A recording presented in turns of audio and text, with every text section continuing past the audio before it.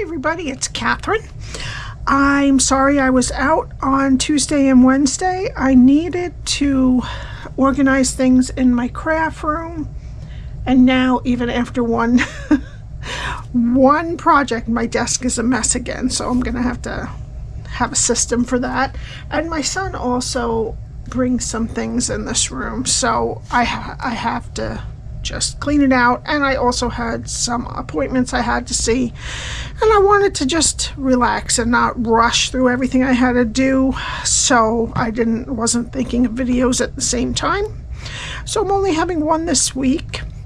The measurement of the box is 3 1/4 by 4 1/2 by 1. It opens like this. And inside, I have a Kit Kat bar, but that's optional. And I got this cute maze keychain from the Target Dollar Spot. This would look so cute on a backpack. You could even put someone's name on the back with your Cricut. It was only $1, and they had pencil ones and things too, so they're really cute.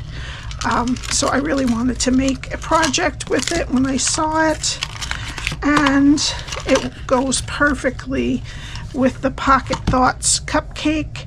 So I'm using the Pocket Thoughts stamp set, the Keeping Tabs bundle. So I have the punch and the stamp set for this here, the Stylish Shapes dies for the inner square. And I also had to use the 1 3/4 inch circle punch for the hole right back in the back there. I'm using 3/8 inch adhesive back Velcro dots for that. Okay, this is my host code. Please put that in for any purchases under $150, not including your shipping and tax. And there is a 15% off your DSP sale going on right now, and these are only the ones that are in the annual catalog. So if there was anything you want, might as well get it for 50% off. 15% off, sorry.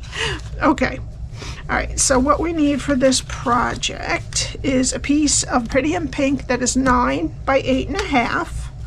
I need basic white for stamping. We need a piece of basic white that is 2 1/2 by 2 1/2. That backs up this DSP circle. And the DSP circle is from the Lily Pond Lane Designer Series paper. That's what I'm using for all of it. Stylish Shapes dies 2 3/8 by 2 3/8. I need this piece in the same pack, and this piece is 3 by 1 1/4, and that goes on the front here. We need one that is 3 by 3 1/4 for the top. For the back, we need a piece that is 3 by 4 1/4. And then for this back flap, we need one that is 3 by 1 3/4. All this will be on my blog too. For the short sides, we need one that is 3 by 3/4, 2, sorry, and 2 for the long sides that are 3/4 by 4 1/4.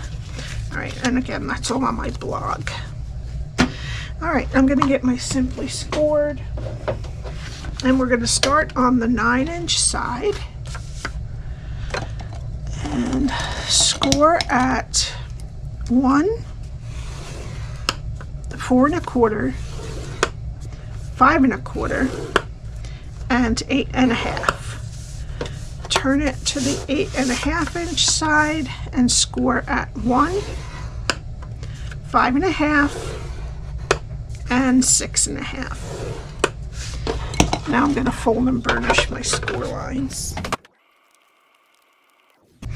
Okay, so how this is here, the 1/2 inch rectangle is over here, 1 inch strip here, and at the top is a 2 inch piece. And this is what we're going to be doing. Okay, so we're going to start over here, go to the first score line, cut it to the first score line, and wedge both sides of that square. Go to the next 2 score lines and cut them to the first score line, and then wedge that square. then go to the last score line, cut it to the first score line, and wedge up into that 1/2-inch rectangle. Turn it so that 1/2-inch rectangle's over here. And we're going to go to the second score line, cut it to the second score line, and take these 4 pieces off.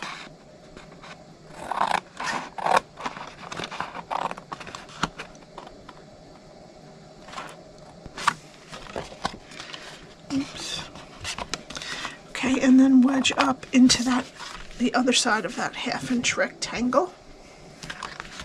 Okay, go to the next score line, cut it to the second score line, take off the rectangle and wedge the square.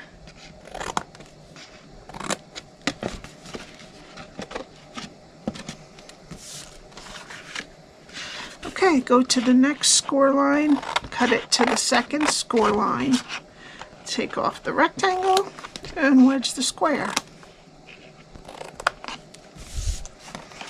Okay, now if you don't want to have to put the Velcro back flap on, you can just cut this down a little bit and round the corners and you can tuck it in. Alright, so let's round the corners now of this flap. Okay, and that's what your cardstock should look like when you're done scoring and cutting. Okay, we're going to take some tear and tape and put it right next to the score line on that 1/2-inch rectangle, and then I'm going to take the backing off. This is a take your pick tool in case you're new. It's fabulous. Okay, now we're going to flip it over and attach the sides. So this is our back where the seam is, and we're going to close the bottom with liquid glue.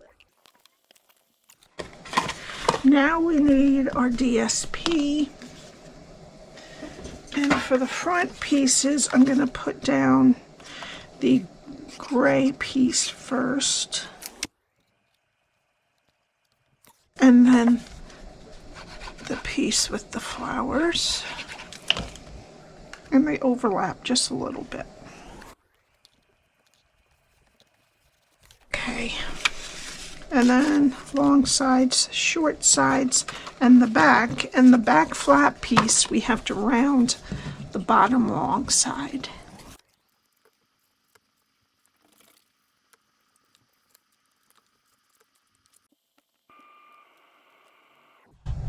Okay, and while I have my glue out, I'm going to take the 2 3/8 by 2 3/8 inch stylish shape piece of the gingham paper and attach it to the rectangle I cut to 2 1/2 by 2 1/2, and then that'll be dry by the time we're going to use it. Okay, so we'll let these 2 pieces dry, and we need our cardstock, and I'm going to do Cupcake first, and we're going to use the Pretty in Pink ink, and I'm going to use a Stampin Pierce Mat. Alright, and I'm going to put down the icing of the cupcake first, and then I'm going to use the Tuxedo Black to do the outline. Okay, and we're going to have to fussy cut this. Alright, and then we need Pretty in Pink ink again for our tab, and this is from the Keeping Tabs stamp set, and I'm going to use the pink, the flowery, and we're using the Pretty in Pink, of course. And then I'm going to use Tuxedo Black to write Happy Birthday, the sentiment. And this is from that same stamp set.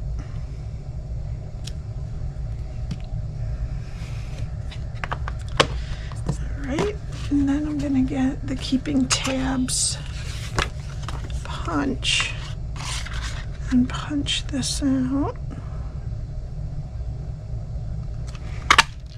Okay, all right, now we have our two pieces.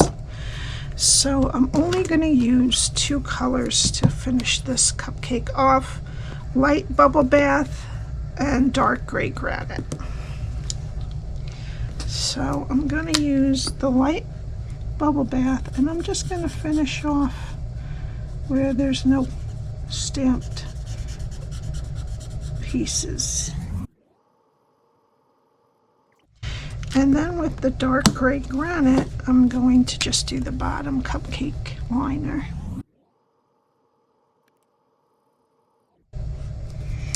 Okay.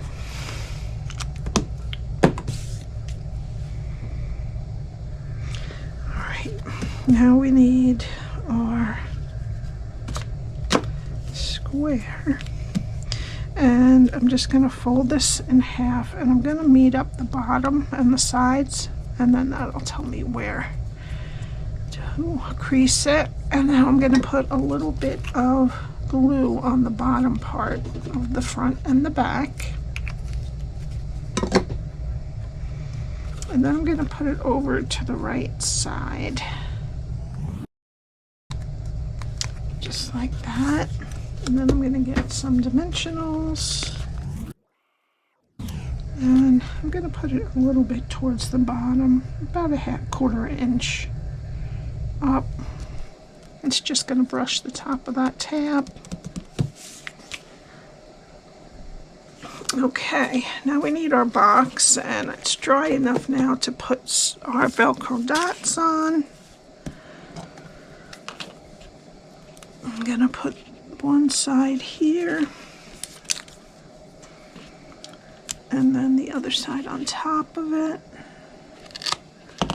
Oops.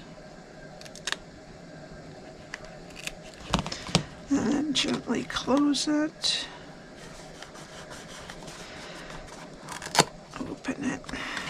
Okay, and then I'm going to use my 1 3/4 inch circle punch just to take a little divot so it's easier to grab what's inside.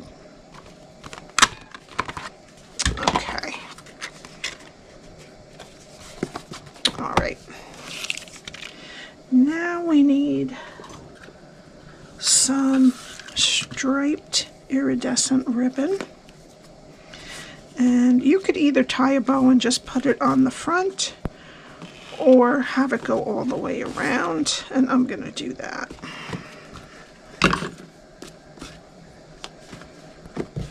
And I'm going to try to make it as tight as I can.